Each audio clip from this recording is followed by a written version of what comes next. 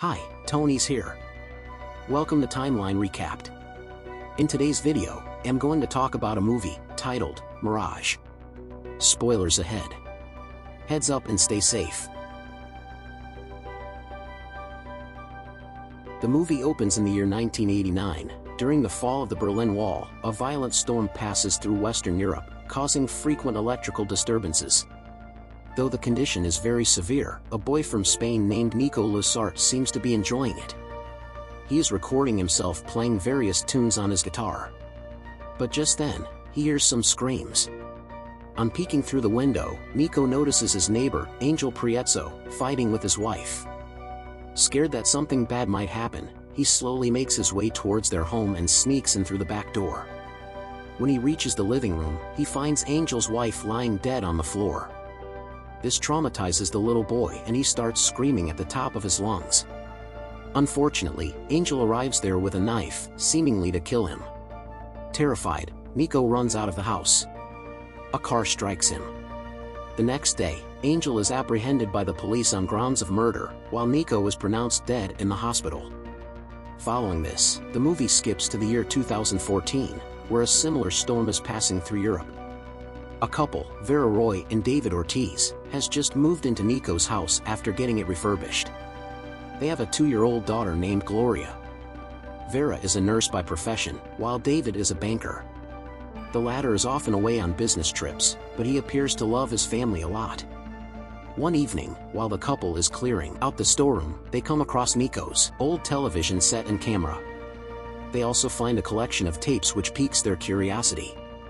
So David assembles the vintage devices and finds out that they still work. Most of the tapes are Nico practicing his guitar and enjoying time with his mom. But right then, something strange happens. The TV starts broadcasting live about the fall of the Berlin Wall. This is the same news that Nico and his mom watched in 1989.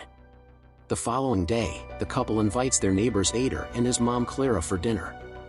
Vera explains that their television unexpectedly broadcasted some news from 1989, but of course, no one believes her.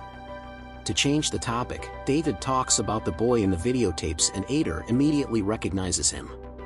He reveals that the boy was his best friend Nico, who died in the year 1989. Ader then starts explaining the entire story about how Nico discovered his neighbor committing a murder and how he was killed while trying to flee. For some reason, Clara is pretty anxious. Throughout the story, it is obvious that she is hiding something. After the guests are gone, David conducts some research on Nico.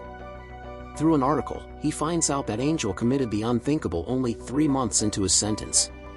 However, before he died, he confessed that he was going to bury his wife's remains inside his workshop. That night, the weather gets even worse and it starts thundering. Vera, who is sleeping peacefully, is suddenly awakened by a noise coming from the living room. Scared, she slowly proceeds there only to find the old television showing the same news from 1989. Vera tries to turn it off, but at the same time, Nico appears with his guitar. This is the exact moment he was trying to record himself, as shown in the first scene. At this point, Vera can't really comprehend what's happening. She tries walking away to call her husband, but just then, Nico, from the other end of the television, notices her. He is equally shocked to see someone inside his video camera. Nonetheless, Ni says hello and asks Vera if she can hear him. The latter, in a scared tone, says yes. And with this they start talking. "Do you like my guitar playing?" says Nico. "No," says Vera. At first, Vera tries to make him understand that she's from the year 2014, but he thinks she's joking. Suddenly, Nico hears his neighbor, Mr. Angel, quarreling with his wife. Vera, having heard the entire story from Ader, knows that something bad is about to happen. So she pleads with Nico to not leave the house. She even reveals that he will die if he chooses to enter Mr. Angel's home. Despite the warnings, Nico leaves his house and eventually finds out about the murder. However, since Vera delayed him for a while, he doesn't get hit by the car and hence his life is saved. Now he can go on to lead a tortured life of failing in the music industry. On the other hand, a confused Vera decides to forget everything and just go to sleep. She hopes that everything she witnessed was merely a nightmare. But little did she know that this strange encounter with Nico was only the beginning of something brutal. The next morning, surprisingly, she wakes up in her hospital with no recollection of how she got there. Just then, one of her colleagues approaches her and says, "We are waiting for you." Thinking that she simply dozed off due to fatigue, Vera heads to the operation theater only to learn that something has changed. For some reason, the main doctor keeps acting like a nurse and all the staff in the room address Vera as a doctor. The latter tries to assert that she is simply a nurse, but everyone thinks she is joking. This makes Vera assume that she is hallucinating, so she storms out of the room to calm herself down.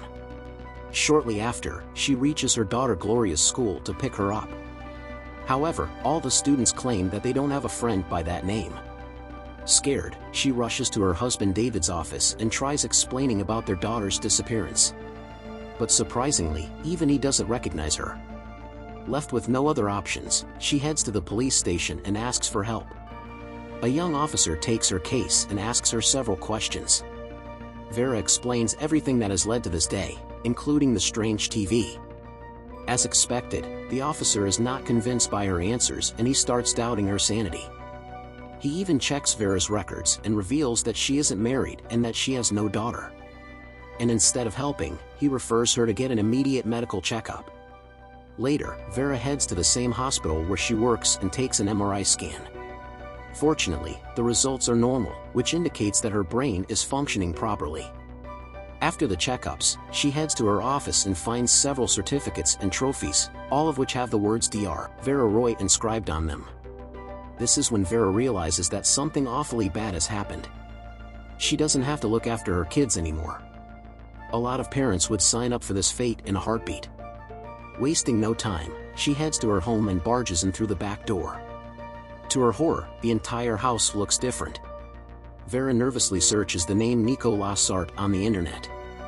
Lo and behold, she finds out that a writer has published a book in which Nico is the protagonist. The book is apparently about time travel. Vera tries learning more about it, but just then a woman approaches her from behind. She reveals that she is the owner of the house. A little while later, her husband also arrives, who is none other than David himself. Vera is shocked to learn that the love of her life is actually married to a different woman. Suddenly, the cops arrive outside, so Vera is forced to make a run for it. The commotion also attracts some neighbors, including the murderer from 1989 Angel.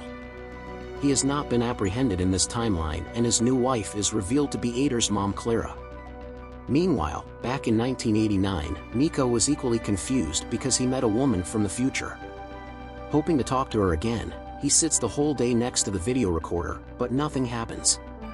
Hence, that evening he gets up and slowly proceeds towards Angel's house to check if everything was just a dream.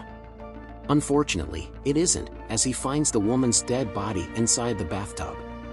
After a while, Nico starts looking for clues inside the house.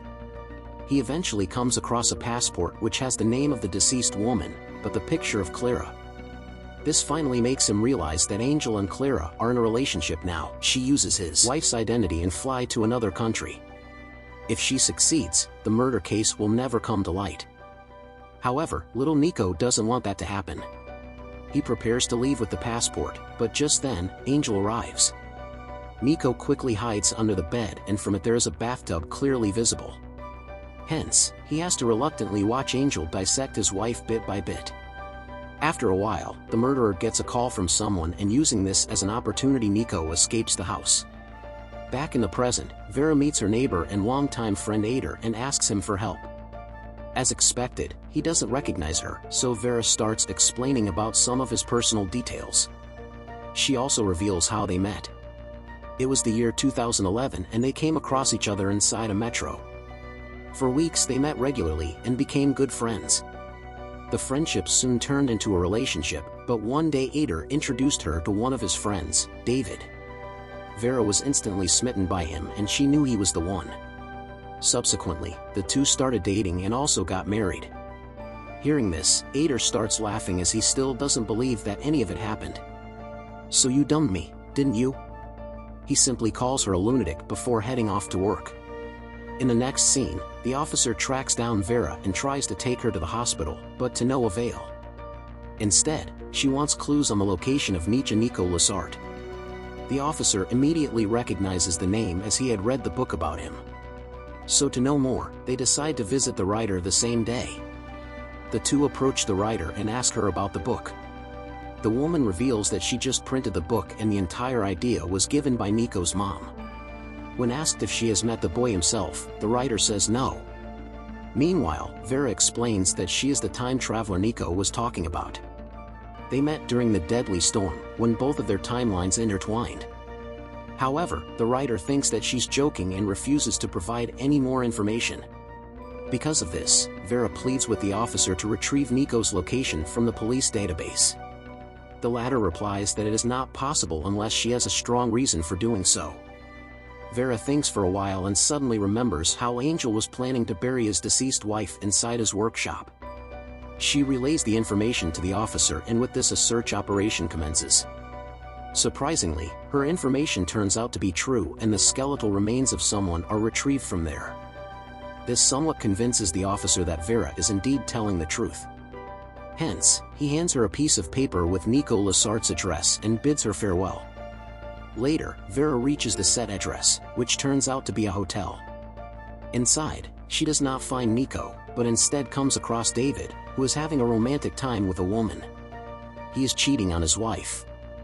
From this timeline, Vera is devastated as this means that David was cheating on her in the real timeline too. She once had found a matchstick on him which belongs to this hotel. Keeping all her emotions aside, Vera decides to take action. Since David is a banker, he probably has details on a lot of people, including Nico. Hence, she blackmails him into finding the information, or else she will expose him to his wife, just like he exposed himself to his lover. Reluctantly, David complies and he finally tracked down Nico Lassarte. On the other hand, after the skeletal remains are found, Angel and his new wife Clara are arrested. They are brought to the interrogation room where the same officer arrives to ask them questions. Following this, the movie flashes back to the year 1989. On the night where it all transpired, Angel is seen getting intimate with Clara when his current wife walks in on him. Enraged, the latter grabs a knife and starts swinging it at the two. She is close to killing Clara, but unfortunately Angel intervenes and the knife accidentally goes through her own stomach. She is then thrown down the stairs, effectively ending her life. Back in the present, the officer asks Angel why he killed his ex-wife, but he gets no answer. This is when he reveals something shocking. He explains that right after the incident, Nico went to the police station and reported everything. However, the record showed something different. Angel's wife was actually in Paris and her flight details were also verified by the authorities. As a result, Nico was declared as a lunatic and his mother had to take him away from the city. From that day onwards, the boy spent the rest of his life in confusion. But he knew that after some years, he would eventually meet the woman from the future. So Nico waited and waited. We are then shown a time lapse of him growing up. Real happy 80s stuff. 22 years pass by and an adult Nico is finally revealed to be none other than the officer. One day, he finally saw her inside a metro and approached her. Meanwhile, Vera goes to Nico's address and finally finds him. She is shocked to learn that he is the same officer she has been in contact with. At this point, the storm has again resurfaced. Nico reveals that he wanted to tell her everything but couldn't as her mind was already confused and fragile. So bit by bit, he gave her clues which finally led her to him. Nico then explains that after he approached at the metro station, they became good friends. Then they got close to one another and eventually started dating. At last, they also got married and started living a happy life. I guess she did like his child the guitar playing after all. Nico always wanted to ask her about that stormy night when they met. But he didn't want to jeopardize their relationship. Hence he concealed the truth to himself. Hearing all this, Vera is brought to tears. But she still does not want to live in this timeline.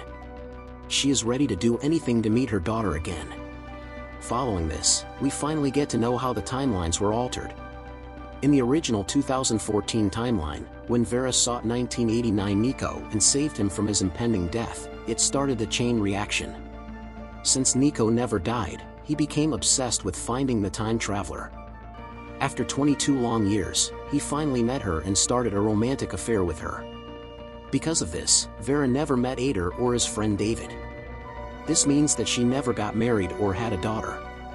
As everything flashes right before her eyes, Vera begs Nico to help her get to his timeline, but the latter doesn't want to let her go.